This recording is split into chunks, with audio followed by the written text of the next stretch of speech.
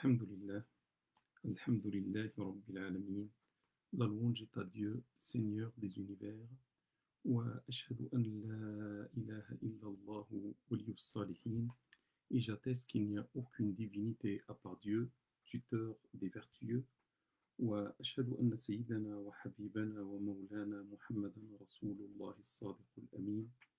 Et j'atteste que notre maître et bien-aimé Muhammad est l'envoyé de Dieu, sincère et véridique. Sayyidi, Amir al-Anbiya, maître émir des prophètes, sallallahu alayka adad nujum as-sama, que les prières de Dieu soient pour toi au nombre des étoiles du ciel, wa rimal as-sahra, et au nombre des sables du désert, wa awladi Adama wa Hawa, et au nombre de la descendance d'Adam et Ève. Amma ba'd, ayyuha al-ikhwat wal-akhawat fi l'islam, après ceci, mes frères, mes sœurs en islam, أحباب الحبيب محمد المصطفى, très cher ou bien-aimé Muhammad al-Mustafa, عليه أفضل الصلاة وأزكى السلام. Mes frères et mes sœurs, le thème que j'ai choisi aujourd'hui est le suivant. Connais-tu la véritable privation? Parce que si on réfléchit, il y a beaucoup de types de privation autour de nous. Les gens pensent à pas mal de privations. La pauvreté, celui qui est pauvre, celui qui subit la pauvreté pense qu'il est privé parce que soit il a été privé de recevoir ce qu'il veut comme bien, ou bien il avait des biens et il a perdu ce qu'il avait. Donc c'est une privation. Il y a par exemple la maladie. Celui qui est malade pense qu'il est privé de la bonne santé.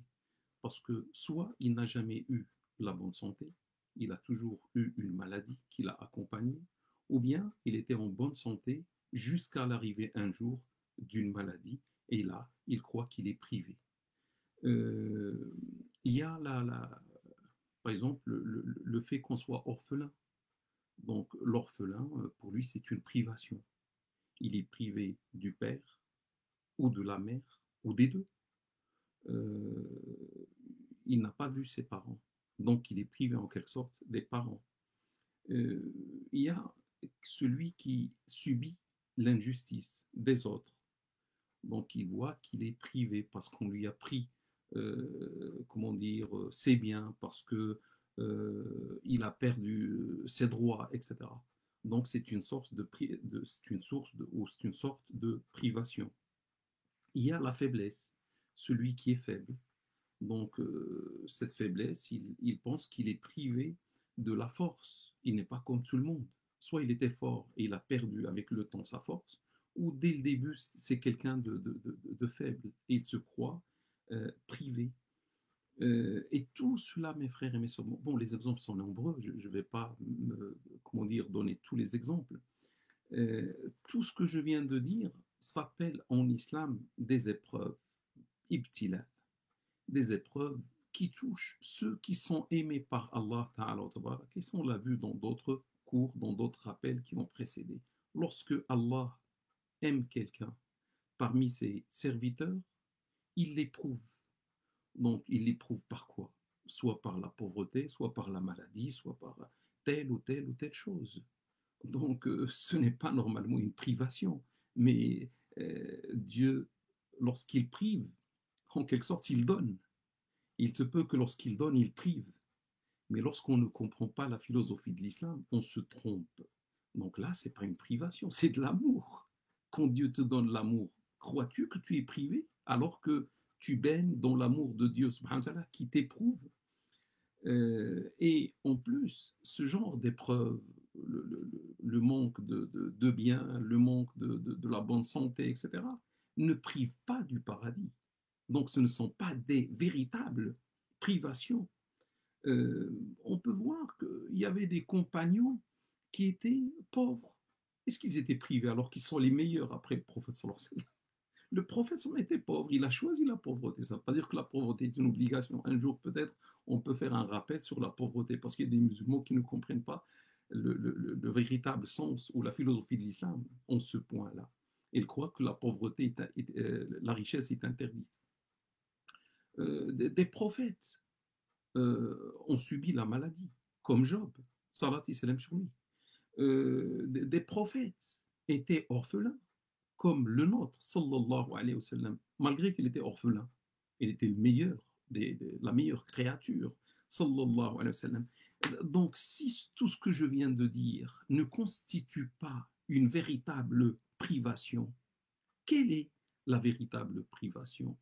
Bon, la réponse, euh, la véritable privation, c'est celle qui prive le musulman de connaître son Seigneur, de l'absolution de son Seigneur, de la miséricorde de son Seigneur, du paradis de son Seigneur. Imagine, tu as tout ce que tu veux, mais tu ne seras pas au final dans le paradis. Est-ce que ce n'est pas une véritable privation?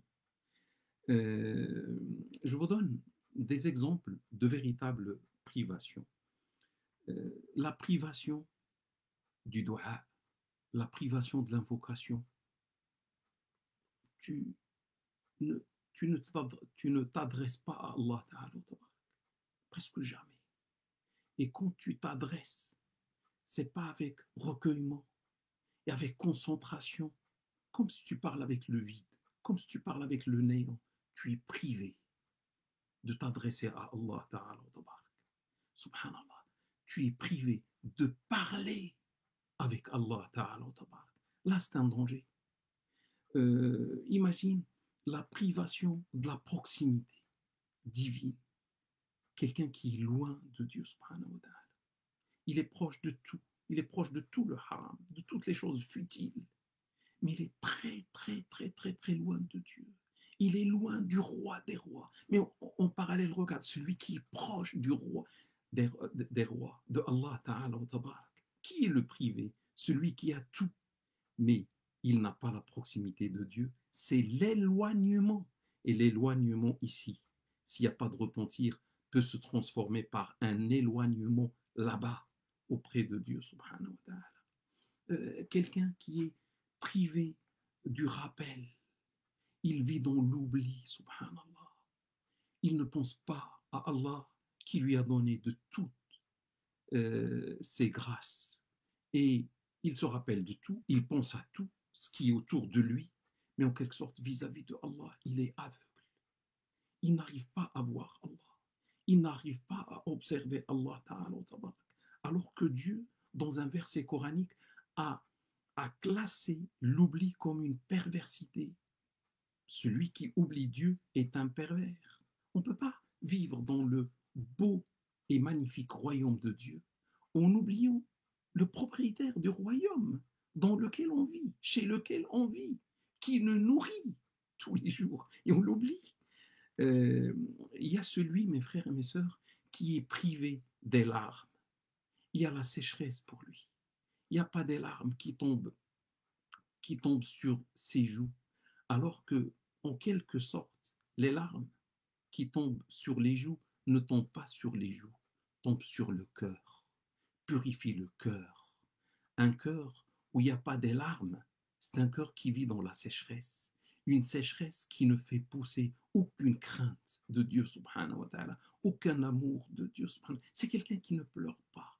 C'est une privation des larmes. Vous savez, cela signifie quoi? Celui qui est privé des larmes, qui a comment dire, les yeux secs en quelque sorte, c'est quelqu'un qui est privé de l'ombre de Dieu, le jour où il n'y aura aucune ombre à part la sienne. Les vertueux, les vertueuses, dans leur retraite, dans leur moment spirituel avec Dieu, versent des larmes entre les mains de leur Seigneur. Privé de la récitation du Coran, quelqu'un qui est privé de la... Ça, c'est les véritables privations, mes frères et mes sœurs. Quelqu'un qui ne lit pas du tout le Coran ou qui ne lit pas assez, il se prive de la parole de Dieu. Quelqu'un qui dit je ne peux pas voir Dieu, mais regarde sa parole. Il y a sa parole. Est-ce que tu lis sa parole? Au moins, s'il t'a privé de son essence, tu ne peux pas voir son essence, tu ne peux pas voir Dieu. Mais au moins, il t'a laissé lire et entendre la parole de Dieu. Pourquoi tu te prives de sa parole qui peut te sauver, frères ou sœurs? Quelqu'un qui lit, mais qui est privé de la méditation, il ne médite pas, il ne se concentre pas, il n'essaie pas de comprendre le message de Dieu subhanahu wa ta'ala. Dieu dit ne médite-t-il pas sur le Coran ou certains cœurs portent leur propre cadenas. Ça veut dire la personne a un cœur cadenassé, ne peut pas se recueillir, ne peut pas se concentrer ni sur la récitation ni dans la prière. Et ça, c'est une véritable privation, parce que la concentration, le recueillement, d'après un verset coranique, le chapitre Les croyants, mène vers le paradis. Il y a celui qui est privé d'un paradis chez lui. Chez lui, il y a un enfer. C'est une véritable privation. Lorsqu'il rentre chez lui, lorsqu'elle rentre chez elle, il n'y a pas le paradis, subhanallah. Il y a une vie infernale, que des cris, que de la violence, que des problèmes, qu'un shaitan ou plusieurs shaitans présents dans le foyer et qui perturbent, qui poussent à la dispute, etc. Il n'y a pas le gîte, il n'y a pas le calme, il n'y a pas l'apaisement. Parce que l'apaisement qui se trouve dans le foyer de l'un de nous, c'est un paradis. Le paradis, ce n'est pas le nombre de biens. Le prophète n'avait pas beaucoup de biens. Mais il y avait un paradis chez lui, un paradis spirituel, un paradis du calme. Celui qui est privé du paradis chez lui, c'est-à-dire privé de l'amour, privé entre les mondes, la famille, privé de la douceur, etc. Donc, ce sont là les véritables privations. Mais si on réfléchit, mes frères et mes sœurs, quelle est la cause commune de toutes ces privations? Qu'est-ce qui nous prive? Quelle est la racine de tout ce mal? Et après, on est privé. Qu'est-ce qu'on peut faire pour avoir presque droit à tout ce que je viens de dire? Et on ne sera plus parmi les privés, parce que mes frères et mes sœurs, celui qui est privé ici, ça annonce, s'il n'y a pas de repentir, une privation dans l'au-delà. Quand je réfléchis, mes frères et mes sœurs, la source, la racine de tout ce mal, de toute cette privation est unique. C'est le manque de la science religieuse. C'est le manque du ilm. On n'a pas le ilm. On n'a pas la science. Et là, je vais m'étaler dans le temps qui reste à vous parler de la science et la privation de la science et la conséquence de la privation de la science. Et souvent, on n'aime pas entendre, mes frères et mes sœurs, ce sujet. Souvent, on connaît ce sujet. On veut connaître d'autres sujets. Et on ne s'intéresse pas à la racine de tous les biens, à la source de tout le bien, ou bien lorsqu'il y a le contraire, c'est la source de tout le mal. Sachez, mes frères et mes sœurs, que le statut de la science en islam, c'est l'obligation. L'islam ne t'a pas laissé le choix, mon frère ou ma sœur. Tu vois, est-ce qu'il t'a laissé le choix dans le cas de la prière? Non, tu dois prier. Si tu ne pries pas, il y a la punition auprès de Dieu. Celui qui néglige un devoir, une obligation, il y a une punition auprès de Dieu. C'est la même chose. La science, c'est la même chose. Il y a des gens qui se croient être musulmans, c'est bien, il n'y a pas de problème. Je suis musulman, je suis musulman. Bon, la prière, attention, je dois faire la prière. Certains négligent même la prière. Que Dieu nous guide, que Dieu guide tous les musulmans et toutes les musulmanes du monde. Et guide même au-delà des musulmans vers l'islam. On n'aime que le bien pour tout le monde, mes frères et mes sœurs. Donc, la personne ne peut pas, par exemple, ne pas jeûner le mois de Ramadan. Attention, le mois de Ramadan, je dois jeûner, parce que si je ne jeûne pas, elle se considère mécréante ou autre. Mais pourquoi tu donnes beaucoup d'importance au jeûne, mais tu négliges la science? La science est une obligation, comme la prière, comme le jeûne, comme la salat, comme le hajj, etc. Et la science peut dépasser tout le reste. Parce que sans la science, on va mal faire le reste. Peut-être tout ce qu'on va faire, ça va être faux, ça va être invalide par Allah, parce il y a un manque de science. Donc, grâce à la science, on valide tout ce qu'on va faire. Et toutes nos adorations seront bonnes, Inch'Allah, parce qu'on adore Dieu avec la lumière de la science. On éclaire notre adoration par la lumière de la science. Regardez cette contradiction qui est choquante, qui est étonnante, mes frères et mes sœurs. Quelqu'un qui se dit musulman. Je suis un musulman, c'est très bien, mashallah. Je suis une musulmane, mashallah, bravo. Mais en même temps, quand bon, tu lui dis, es-tu musulman? Il te dit oui. Mais quand tu lui dis, est-ce que tu connais ton islam? Il te dit non. Il s'appelle Ahmed. Elle s'appelle Fatima. Point final. On ne connaît qu'un islam trop superficiel. On ne connaît pas notre islam. On ne connaît pas notre religion. Là, c'est une contradiction. C'est une contradiction de prétendre être musulman, dire je suis musulman et alhamdoulilah, mais ne rien faire pour connaître l'islam. Je rappelle la définition de l'islam. L'islam, c'est la soumission à Allah, créateur de ce monde, notre maître Seigneur. Tous les anges sont soumis à Allah, sont musulmans. Tous les prophètes étaient soumis à Allah, étaient musulmans. C'est ça la soumission. Et tous les croyants sont soumis à Allah. La soumission en islam n'est pas aux hommes, n'est pas aux femmes. La soumission est à Allah, des hommes et des femmes. Mais tu vas me dire, je suis musulman, ça veut dire je suis soumis. Mais regarde la contradiction, frère et sœur, que je veux soulever. Comment peux-tu dire ou prétendre que tu es soumis à Allah et tu ne sais même pas ce que Allah te demande? Parce que pour être soumis d'abord, tu dois connaître ce que Dieu te demande, les prescriptions de Dieu, etc. Et lorsque tu connais ce que Dieu te demande, c'est là où on va voir est-ce que tu vas te soumettre à Allah ou tu vas refuser de te soumettre à Allah. Parce que je ne peux pas dire je suis musulman et je ne connais rien de l'islam. Oui, je m'appelle Ahmed, je m'appelle Fatima, mes parents sont musulmans et c'est tout. Mais si tu ne connais pas l'islam, tu ne peux pas être soumis à Allah Ta'ala. Quand tu prends le soin d'apprendre ta religion, et c'est pour ça, apprendre la religion est une obligation. La science est une obligation. Après, on va voir. Est-ce que tu vas te soumettre? Est-ce que tu vas obéir à Allah Ta'ala ou pas? Imagine, frère ou sœur, dans tes ablutions, dans le cas où tu fais les ablutions et la prière, que Dieu nous guide, dans tes ablutions, il y a une négligence, il y a un manquement. Et dans les ablutions, comme dans toute autre chose, il y a beaucoup de points, il y a des conditions, il y a des obligations, il y a des sunnas, il y a des agréables, macros, il y a des annulatifs qui annulent carrément les ablutions. Imagine, par exemple, tu négliges une obligation des ablutions et tu ne le connais même pas parce que tu ne veux pas apprendre. L'apprentissage, ce n'est pas pour moi.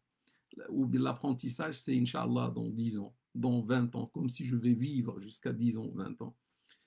La conséquence, celui qui ne fait pas une obligation, des ablutions, dans la prière ou dans le jeûne, l'adoration est caduque, l'adoration est nulle.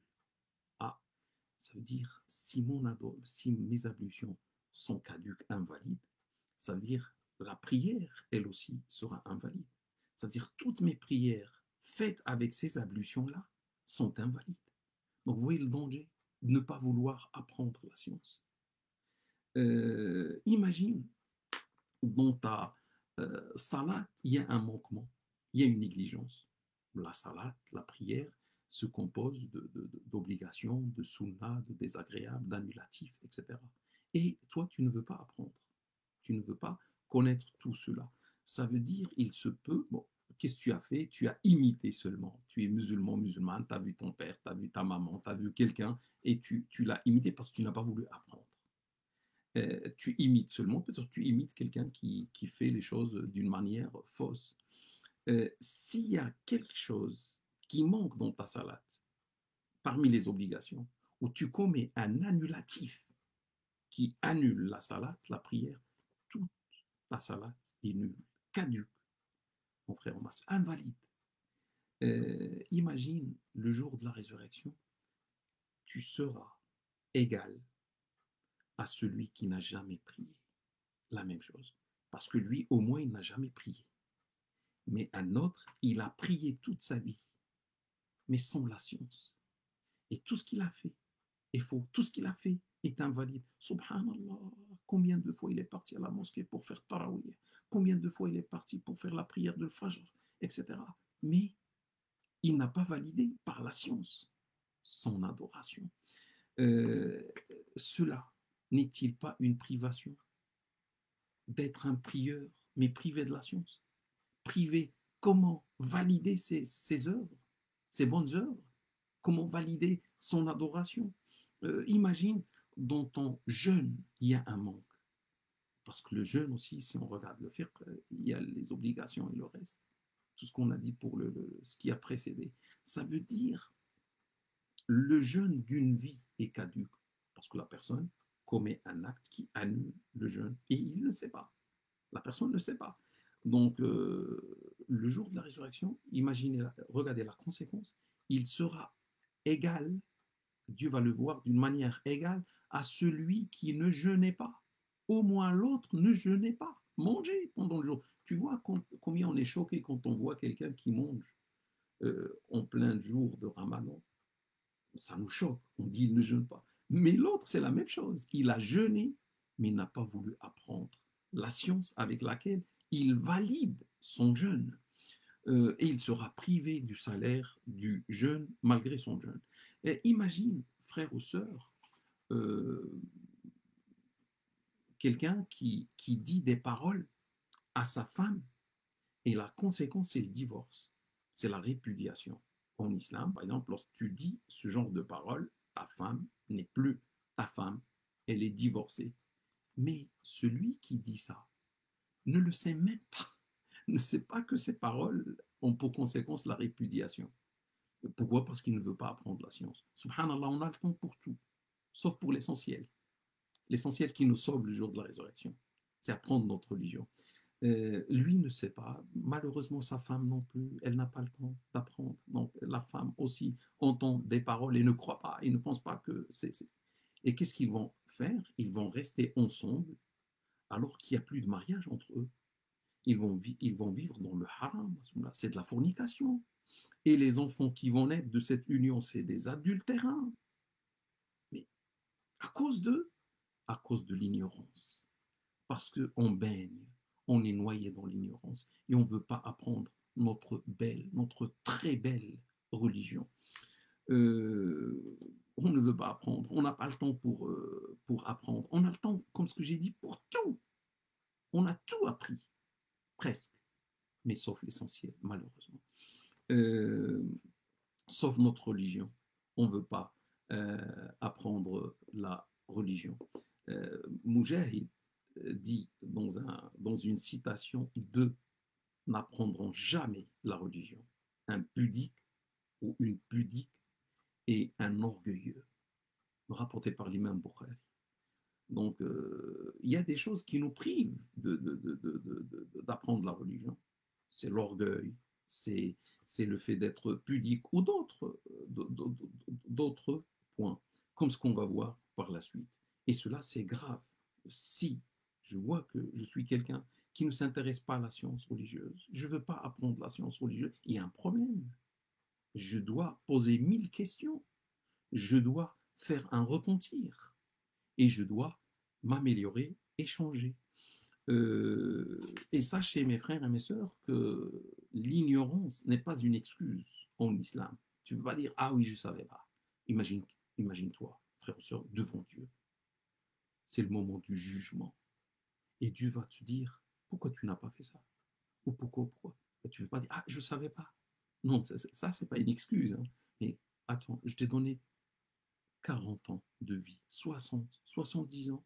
80 ans. Et tu n'as pas trouvé le temps pour savoir. Donc cette excuse n'est pas valide. Je ne savais pas. Qui t'a privé d'apprendre la science? Je t'ai donné les yeux, je t'ai donné comment dire, les mains, je t'ai donné les pieds pour aller apprendre, je t'ai donné la raison pour comprendre, je t'ai donné le temps, je t'ai donné les moyens, je t'ai tout donné. Mais pourquoi en contrepartie, tu n'as pas voulu apprendre? Qu'est-ce qu'on va dire à Dieu?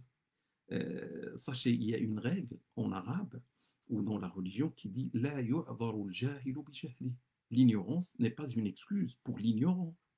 Dieu dit dans un verset coranique Fas'alou ahla dhikri in kuntum la ta'lamoun. Dans le cas où vous ne savez pas, interrogez ceux qui savent. Dans le cas où vous ne savez pas, interrogez les gens du rappel. Donc tu ne peux pas dire je ne sais pas et je fais ce que je veux. Non, non, non, non, non, non, non. Dans tous les domaines, lorsqu'il y a les impôts, lorsqu'il y a toute chose de l'État, ou de, est-ce qu'on dit on ne sait pas? L'État n'accepte pas ça. Tu dois poser la question, tu dois connaître. Dieu dit dans un autre verset coranique وَمَا خَلَقْتُ الْجِنَّ وَالْإِنسَ إِلَّا لِيَعْبُدُونَ. Je n'ai créé les djinns et les humains que pour qu'ils m'adorent. Signé Allah Ta'ala. Je n'ai créé les djinns et les humains que pour qu'ils m'adorent. Donc, quel est le but de notre existence, mon frère ou ma sœur? C'est l'adoration de Dieu. Comment vas-tu adorer Dieu si tu n'apprends pas au préalable comment l'adorer? Quelqu'un qui ne veut pas apprendre la science, il vit, alhamdoulilah, il mène sa vie comme il veut. Il ne veut pas apprendre la science, il croit que ce n'est pas obligatoire. C'est obligatoire apprendre la science. C'est une obligation. Parce quel est le but de ta création? C'est d'adorer Dieu. Comment tu vas adorer Dieu si tu ne sais pas? Comment tu vas adorer Dieu, faire la prière si tu ne connais pas la prière, faire le jeûne si tu ne connais pas, le pèlerinage, etc., etc., etc. Et il y a 1000 choses à connaître. Donc, si on ne prend pas le temps pour apprendre, ça veut dire on va mal adorer, on ne va pas adorer Dieu, alors qu'on est là pour adorer Dieu, subhanahu wa ta'ala. Imagine quelqu'un qui ne connaît même pas qui est Allah. Il est musulman, il est croyant. Mais si tu lui dis qui est Allah, décris-nous Allah, je ne sais pas. Comment tu crois à un Seigneur que tu ignores? Comment vas-tu adorer un Dieu que tu ignores? Et tu ignores même la manière de l'adorer. Tu es musulman et tu ne connais pas ton Seigneur. C'est grave. C'est grave, mon frère ou ma soeur. Tu ne connais pas Allah, celui qui t'a créé. Tu ne le connais pas. La plus grande privation est le fait de sortir de ce beau monde et aller vers Allah alors qu'on n'a pas pris le soin de le connaître. Tu vas, tu vas aller vers Allah après la mort et tu n'as pas pris le temps de connaître Allah. Tu as connu beaucoup de choses et tu n'as pas connu le créateur des choses. Tu n'as pas connu ton maître Seigneur. La ilaha illallah. Que Dieu nous donne le temps et les moyens d'apprendre notre belle religion. Ça veut dire que la personne va mourir. Jamais elle n'a appris quelque chose qui est capital en islam, qui s'appelle la aqidah. La aqidah, c'est le dogme, c'est la foi, c'est la croyance musulmane. À quoi on doit croire? Mais attends, tu es croyant. Comment tu es croyant d'abord? Tu dois savoir à quoi tu dois croire ou pas. Et à quoi tu ne dois pas croire. Ou tu crois à n'importe quoi, ou tu crois à ce que les gens ont dit. Non, non, non, non, non, non, non, non. En islam, on ne doit croire que lorsqu'il y a des arguments, et des arguments sûrs et certains, des arguments catégoriques, et il y a une liste auquel on doit croire, et une liste auquel on ne doit pas croire, etc. Donc, se dire croyant, alors que je n'ai jamais connu la aqidah, la croyance, c'est grave. La première des choses, c'est la croyance. C'est connaître Allah, connaître les attributs de Allah. Imaginez quelqu'un qui est musulman, il ne connaît même pas les attributs de Dieu. Qui est Dieu? Il ne connaît rien sur l'essence de Dieu, sur les attributs de Dieu, sur les actes de Dieu. D'abord, mes frères et mes sœurs, si on ne connaît pas les actes de Dieu, on vit dans le malheur. Parce que souvent, euh, pas souvent, toujours, on vit grâce aux actes de Dieu. Tout ce qui nous arrive, c'est des actes de Dieu. Mais parfois, il y a des gens, devant un acte de Dieu, ils vont insulter, je ne sais pas, ils vont dire des gros mots, etc. Vous savez, ils sont en train d'insulter Dieu, parce qu'ils ne savent pas. Insulter Dieu, c'est même de la mécréance. La personne est musulmane, elle ne connaît même pas les noms d'excellence de Dieu, alors que les noms d'excellence, normalement, on doit les connaître pour s'adresser à Dieu, etc. Donc, on ne connaît rien sur Dieu. Et un jour, subhanallah, on quitte ce beau monde pour aller vers Dieu. Ça, c'est la vraie privation. Sachez, mes frères et mes sœurs, que le premier verset coranique, vous le connaissez, le premier verset coranique qui a été révélé à notre messager, salat et salam sur lui, bon, vous le connaissez avec le recul, on le connaît, le premier verset. Mais imaginez maintenant le prophète sallallahu alayhi wa sallam dans la grotte, dans sa grotte de Hira, et le montagne, le mont de la lumière ou la grotte de la lumière. Et imaginez, on sait que dans ce mois de Ramadan, pendant cette nuit-là, qui est la nuit de l'Qadr, la nuit de la valeur, il y aura la première révélation qui va venir du ciel vers Dieu, subhanahu wa ta'ala. La première parole du message. La première parole est très importante d'un message. Par quoi commence un message? Et là, c'est le message de Dieu, le dernier message de Dieu à l'humanité toute entière. Par quoi il va commencer? Imaginez, les journalistes sont en bas de la montagne avec les projecteurs sur la grotte, sur la montagne, et tout le monde attend et tout le monde dit qu'est-ce que Dieu va dire, etc. On peut parler pendant toute une soirée, pendant une vie, pour savoir qu'est-ce qu'il va dire comme premier message. Wallahi, on ne saura pas. Maintenant, on le sait avec le recul. Mais est-ce qu'il va lui dire prie? C'est le premier message. Est-ce qu'il va lui dire fais le pèlerinage? Est-ce qu'il va lui dire donne l'aumône? Est-ce qu'il va lui dire sois bienveillant à l'égard de tes parents? Qu'est-ce qu'il va lui dire? Le premier message. Imaginez, c'est quoi le premier message?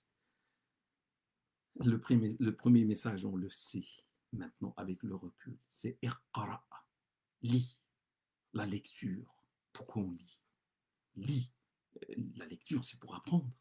C'est la science. C'est grâce à la lecture qu'on va acquérir de la science. Donc, le premier verset coranique, subhanallah, pour notre communauté, c'est apprenez la science. Lisez. Mais moi, je souligne une chose, mes frères et mes sœurs. Notre prophète, d'après ce qu'on sait de lui, c'était un prophète ummi. Ummi, illettré. Il ne savait pas lire et écrire. Lorsqu'il a reçu la révélation, il était illettré, ce que disent les historiens, dans des hadiths authentiques et sûrs.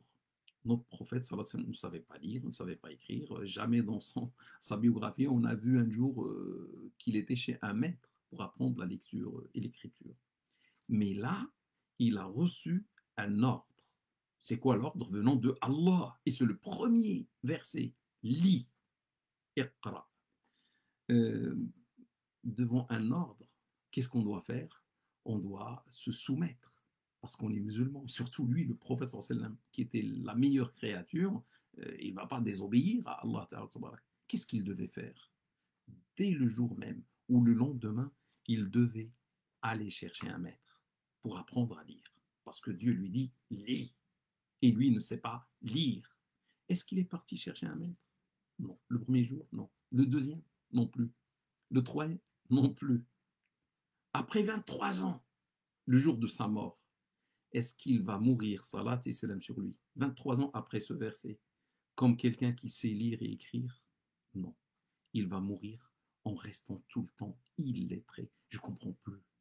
Le prophète sallam, tout ce que Dieu lui demande, il le fait. C'est normal, c'est le messager de Dieu, il donne l'exemple. Mais pourquoi là, il n'a pas répondu? Parce que c'est Allah qui n'a pas voulu.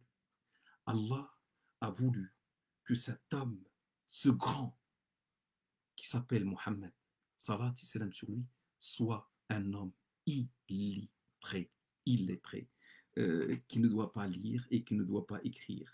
C'est pour ça jamais il n'a appris à lire et écrire. Vous allez me dire, mais pourquoi? La réponse est facile. Dieu a voulu faire de son illettrisme son grand miracle. Oui. Parce qu'il est illettré, ça c'est le grand miracle du prophète sallallahu.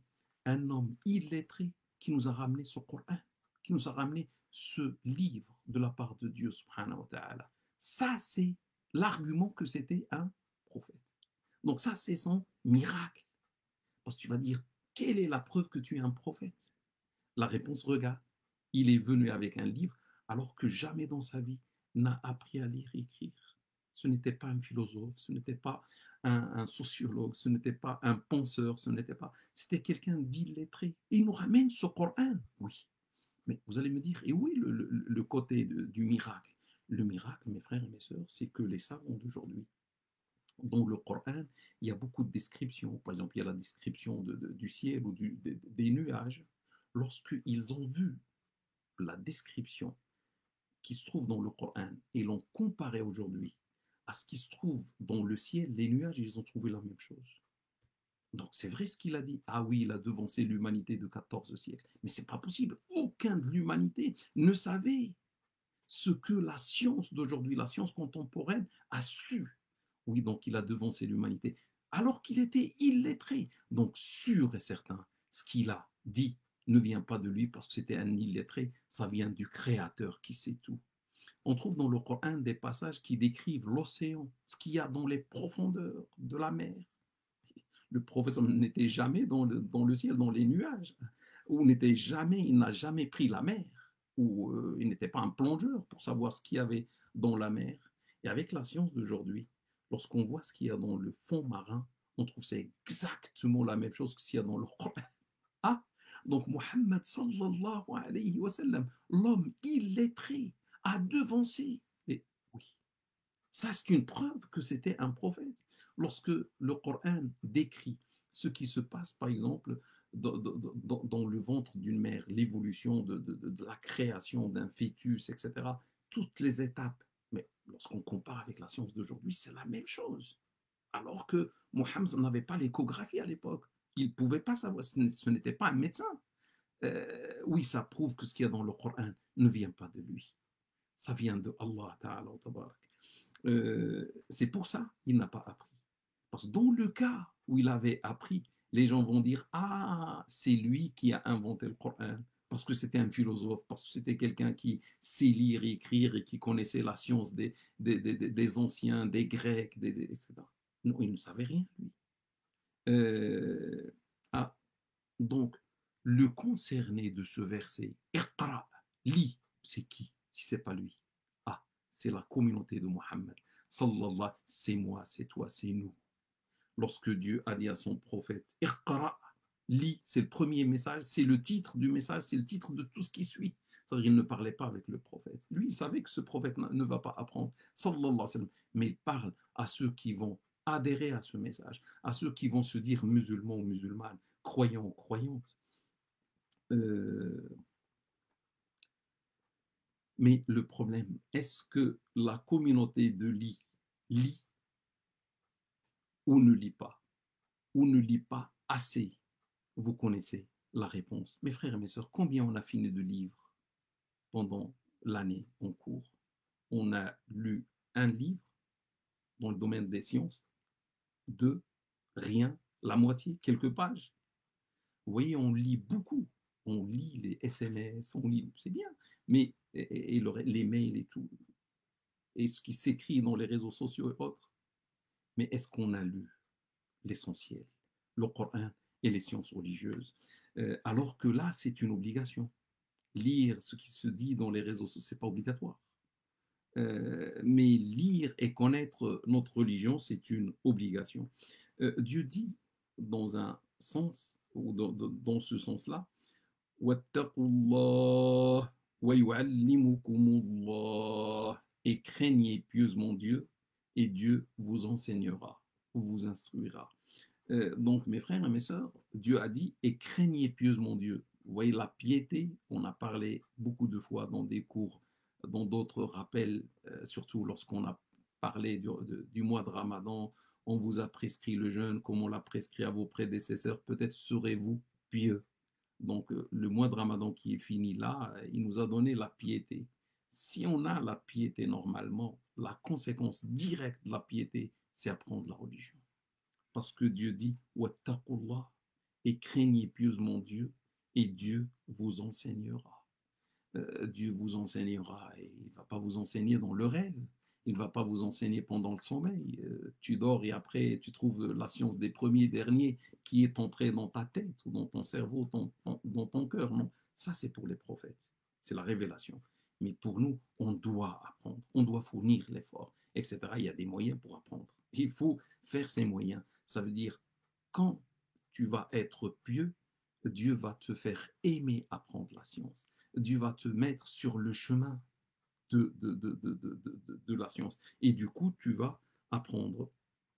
Euh, euh, donc, je peux comprendre dans un sens, si à la piété, craignez pieusement Dieu, si je suis pieux, si je suis pieuse, Dieu va me donner cet enseignement, l'enseignement de la science religieuse. Je vais connaître Dieu, je vais bien connaître Dieu, parce que je vais trouver un grand plaisir à connaître Dieu, à connaître ma belle religion. Et c'est Allah qui va placer ça au sein de mon cœur. Parce que je suis pieux, je suis pieuse.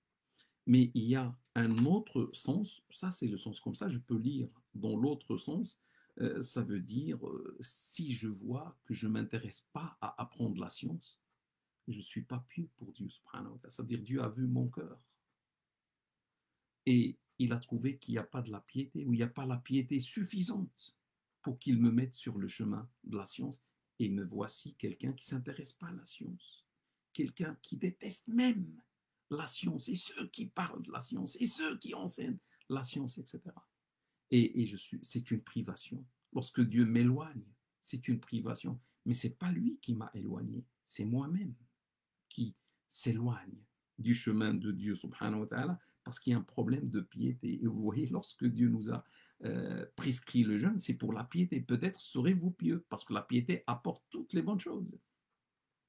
Le prophète sallallahu alayhi wa sallam a dit dans un hadith le même sens que ce que Dieu a dit dans ce verset coranique. Celui pour lequel Dieu veut du bien, il lui donne la compréhension de la religion. Celui pour lequel Dieu veut du bien, il lui donne la compréhension, il lui accorde la compréhension de la religion. Il va comprendre. Il ne peut pas comprendre de lui-même. C'est tout un apprentissage qui doit se faire. Le hadith est unanimement authentique, rapporté par Bukhari et Muslim sur Muawiyah, que Dieu l'agrée. Donc on peut aller dans le sens, comme tout à l'heure, le sens aller normal.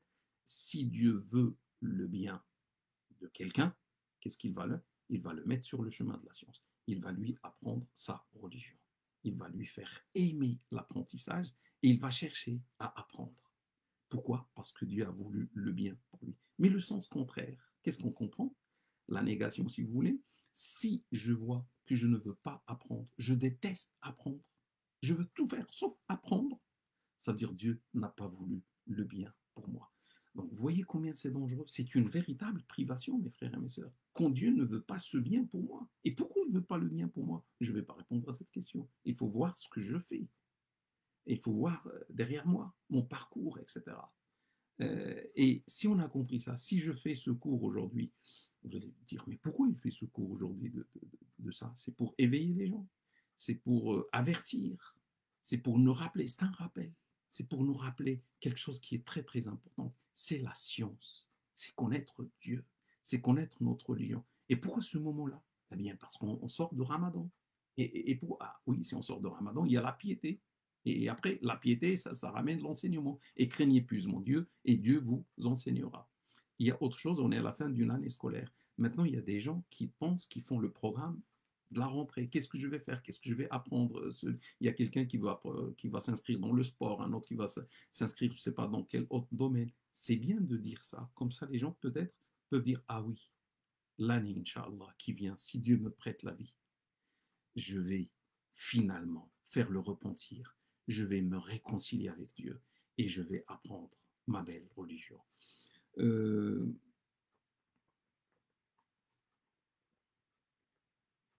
le prophète sallam dit aussi, les hadiths du prophète sont très très nombreux, les versets, je fais une petite sélection, le temps ne me permet pas de tout dire. Le prophète sallam dit dans un hadith, Man salaka tariqan yaltamisu fihi ilman, celui qui emprunte un chemin dans lequel il va apprendre, ou grâce auquel il va apprendre une science, سهل الله به طريقا له به طريقا إلى الجنة. En contrepartie, Dieu lui facilite un chemin vers le paradis, rapporté par Muslim sur Abu Huraira, que Dieu l'agrée. Donc, celui qui emprunte un chemin pour y apprendre une science, lui, il prend ce chemin, il emprunte ce chemin, mais en parallèle, à côté, Dieu lui facilite un autre chemin qui le mène vers le paradis, subhanallah.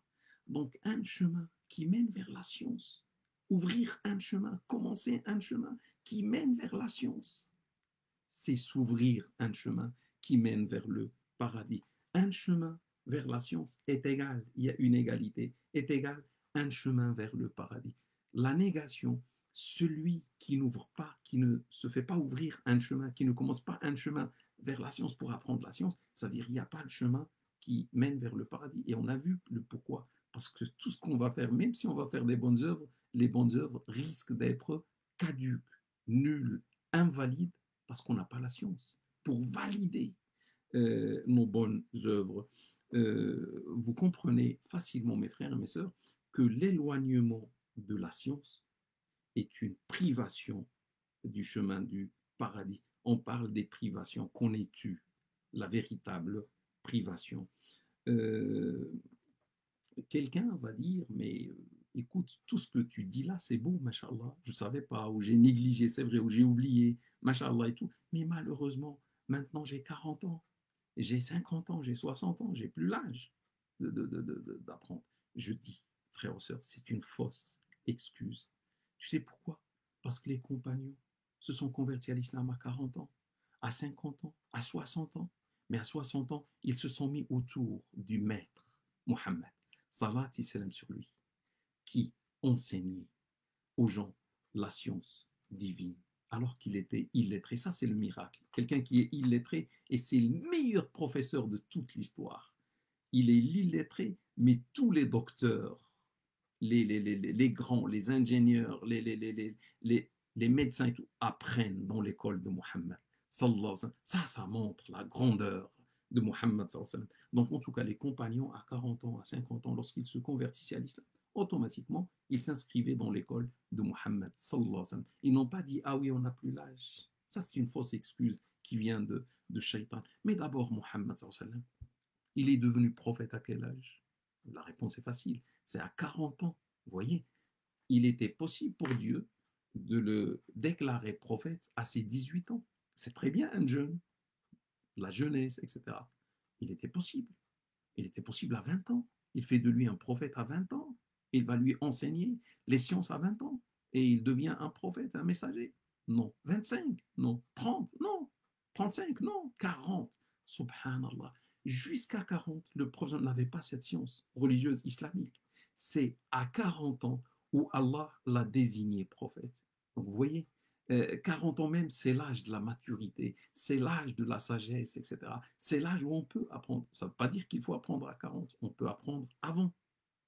Mais pour vous dire que ça, ce choix de Dieu, de faire de Mohammed un prophète à l'âge de 40 ans, ça répond à ceux qui disent « Ah, j'ai 40 ans, j'ai 50 ans, je ne peux pas apprendre la science. » Aussi, sachez mes frères et mes sœurs que refuser d'apprendre la science religieuse musulmane, c'est une privation de l'héritage prophétique.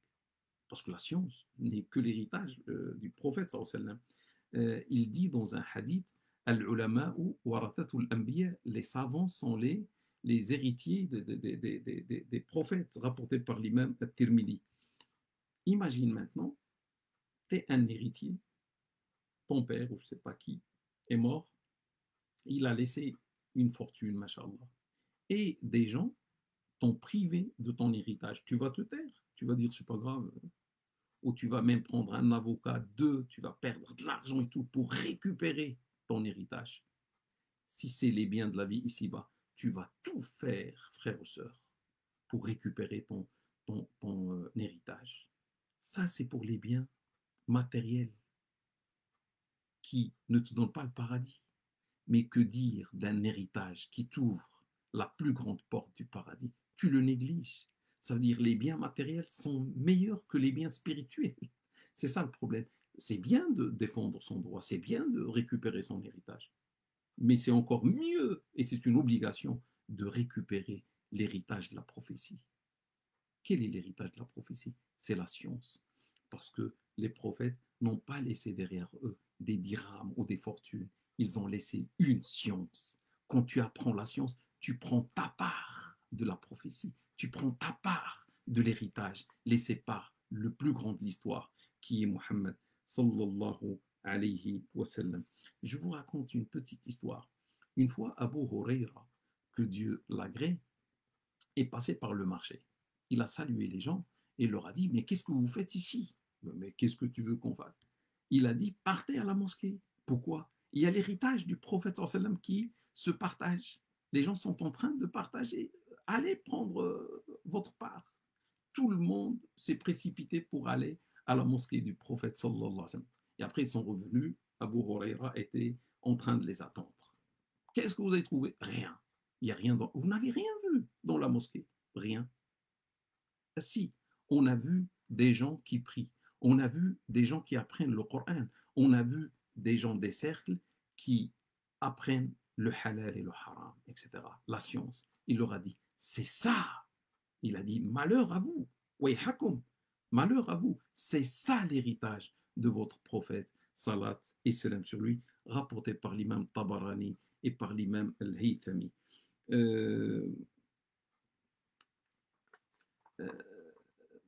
Sachez aussi, mes frères et mes sœurs, que d'après beaucoup de hadiths de notre prophète sallallahu alayhi wa sallam, que parmi les signes de l'heure, quand je dis l'heure finale du monde, l'apocalypse, là où le monde va se détruire, l'heure de la destruction du monde, parmi les signes de l'heure, la rareté de la science ou la disparition de la science. Ça veut dire que la science devient rare. Les gens qui connaissent la science deviennent peu nombreux. Les gens ne veulent plus apprendre la science. Et les gens ne connaissent pas la science. Et presque un jour, il n'y aura plus personne qui connaît la science. Là, c'est un problème. C'est la fin du monde à ce moment-là. Et les hadiths sont authentiques, rapportés par Bukhari, par Muslim, etc., et par d'autres. C'est-à-dire, mes frères et mes sœurs, il est du devoir de chacun de nous de retarder le plus possible ce temps-là de l'heure finale. Et comment faire pour le retarder? Tu aimes tes enfants? Tu aimes ta descendance? Oui, il faut apprendre la science. Pourquoi? Pour enseigner à ton tour cette science, pour que la science reste sur la terre. Parce que tant que la science reste, c'est une préservation, c'est une protection contre la fin du monde. Mais le jour où on ne va plus s'intéresser à la science, on va négliger la science, ça veut dire les gens ne vont plus connaître la science, ça veut dire la prophétie du prophète va se réaliser. Il y aura la rareté ou la disparition de la science. Et lorsqu'il y a la disparition de la science, on ne sait plus rien, on ne connaît même plus notre religion. Et on va vivre dans l'ignorance totale. Et là, c'est la fin du monde.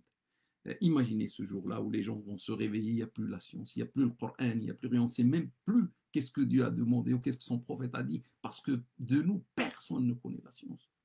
C'est grave, c'est grave, c'est la fin du monde. Donc mes frères et mes sœurs, on doit à notre tour, on a vu que c'est une obligation, pour chacun de nous d'abord, pour corriger ses adorations, etc. Chacun de nous doit apprendre la science, mais c'est un devoir vis-à-vis de l'humanité, parce que chacun de nous aussi doit apprendre et doit transmettre, pour que toujours sur Terre, il y ait ce message qui se transmet d'une génération à une autre. La génération qui va négliger cela, sera responsable devant Dieu, responsable devant l'histoire et responsable devant ceux qui seront privés de la science à cause de cette génération qui a négligé la science. À la fin, je vais vous dire, si mon frère ou ma soeur, grâce à ce mot, tu vas, Inch'Allah, apprendre la science, je te dis, fais attention. Il y a des gens, subhanallah, qui veulent apprendre la science, mais il y a plusieurs risques. C'est pas, lorsque tu vas apprendre la science, il n'y aura pas un chemin rempli de roses, il y a pas. Non, non, même quand tu vas apprendre la science, Shaitan est là. Shaitan veut t'éloigner, veut d'abord que tu apprennes pas la science. Il te fait détester la science. Et le jour où tu vas vouloir apprendre la science, Shaitan peut venir pour te. Ça, c'est le chemin de la science, pour t'éloigner vers là ou vers là. Il y a deux extrêmes. Les deux extrêmes où vous devez, je vous donne ce conseil, mes frères et mes sœurs, vous devez faire attention. Euh, la première extrémité, si vous voulez, c'est la dureté, l'endurcissement de la religion. Il y a le fait d'apprendre la science, mais pour cette personne, d'après sa science, tout est haram. Il n'y a plus du halal. Il n'y a que du haram, et après le haram, il y a du haram. Tout devient haram. Et il y a la dureté, la rigueur, etc. Et ça peut mener même vers traiter les autres de mécréants. Takfir, on devient des takfiristes, des gens qui traitent les autres alors qu'ils sont musulmans.